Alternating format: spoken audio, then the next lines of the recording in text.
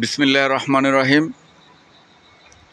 আমার এই ভিডিও যে যেখান থেকে দেখছেন সবাইকে জানাই শুভেচ্ছা ও অভিনন্দন। আশা করি সবাই ভালো আছেন এবং সুস্থ আছেন। আপনার এই সুস্থতা কামনা করেই আমি আমার ভিডিও শুরু করছি। আজকের বিষয় হলো কোটা কোটা কোটা কোটা শব্দটা এমন কোনো মানুষ নেই যে যেই কোটা কোটা শব্দটা পরিচিত নয়। আমরা বিগত 5ই আগস্টের আগে যে আন্দোলন, কোটা বিরোধী আন্দোলন, সে আন্দোলন সবাই জানেন এবং সবাই দেখেছেন। সেই কোটার আন্দোলনকে কেন্দ্র করে বাংলাদেশকে যে পরিস্থিতি সৃষ্টি করা হয়েছিল, সে পরিস্থিতির কারণে একটি সরকার পতন করা হয়েছে। বর্তমান সেই সরকার পতনের পরে বর্তমান অন্তর্বর্তীকালীন সরকার গঠিত হয়েছে। আজকে আমি সেই কোটা নিয়ে কিছু কথা বলবো। ভাই, আজকে সেই আপনি কোটার বিরুদ্ধে আন্দোলন করেছেন, কোটা থাকবে না, কোটা থাকবে না। আপনারা কিভাবে সেই কোটায় উপদেষ্টা হলেন? আপনারা যদি সামান্য একটি সরকারের বিরুদ্ধে আন্দোলন করে, মাত্র 1 মাস আন্দোলন করে যদি আপনারা কোটার ভিত্তিতে উপদেষ্টা হতে পারেন, কোটার ভিত্তিতে অমুক তমুক হতে পারেন, তাহলে যেই মুক্তিযোদ্ধারা দীর্ঘ 9 মাস যুদ্ধ করেছে, 30 লক্ষ শহীদ হয়েছে, 2 লক্ষ মা বোনের ইজ্জত হারিয়েছে, সেই মুক্তিযোদ্ধারা কোটা চাওয়া কি তাদের অপরাধ?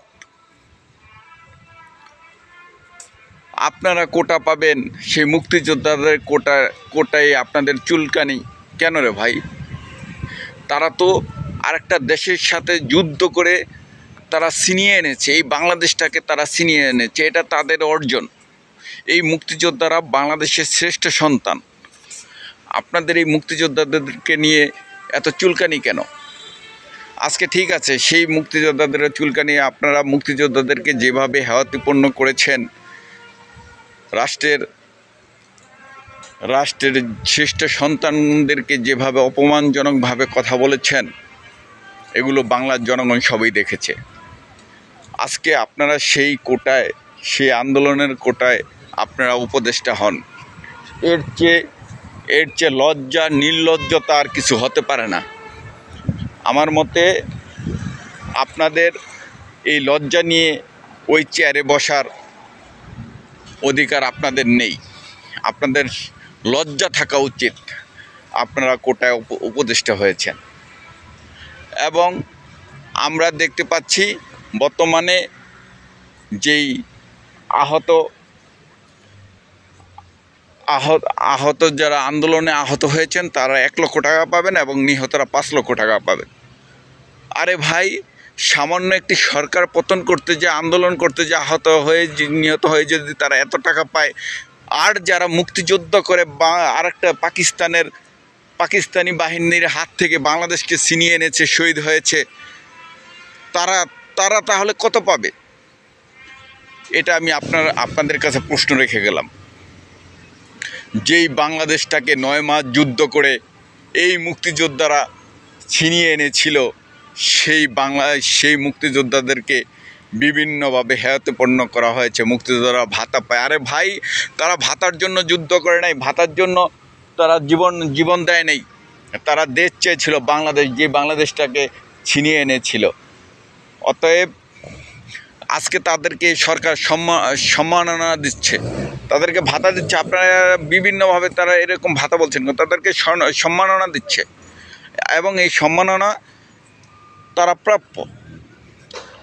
তো অতএব বর্তমান কোটা আন্দোলনকারীরা যারা সাধারণ ছাত্রদেরকে ব্যবহার করে আজকে নিজেদের স্বার্থ লুটে নিচ্ছে, তারা ঠিকই নিজেদের স্বার্থ বিভিন্নভাবে লুটে নিচ্ছে, আপনারা দেখতে পাবেন।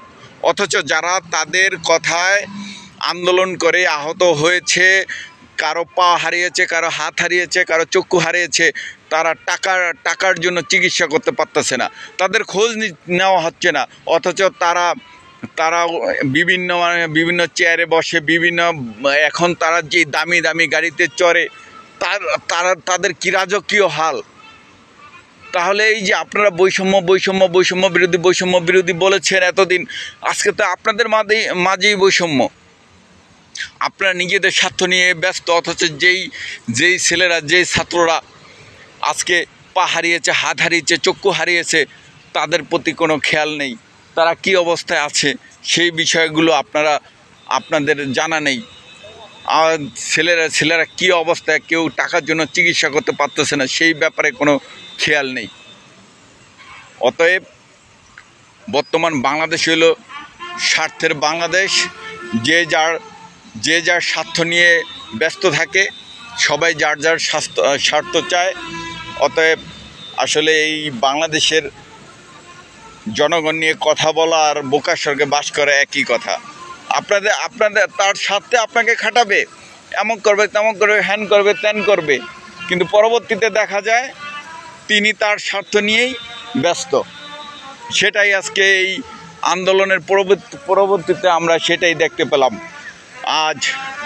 আজ অসহায় সেই আন্দোলনে যারা গিয়েছিল, তাদের কথায় যারা আন্দোলন করেছিল, হাত হারিয়েছিল, পা হারিয়েছিল, আজ তারা অসহায়, টাকার জন্য চিকিৎসা করতে পারছে না। এটাই হলো বাংলাদেশ, এটাই হলো স্বার্থের বাংলাদেশ, এটাই হলো স্বার্থ নিয়ে মানুষের জীবন নিয়ে খেলা করা বাংলাদেশ। ধন্যবাদ সবাইকে।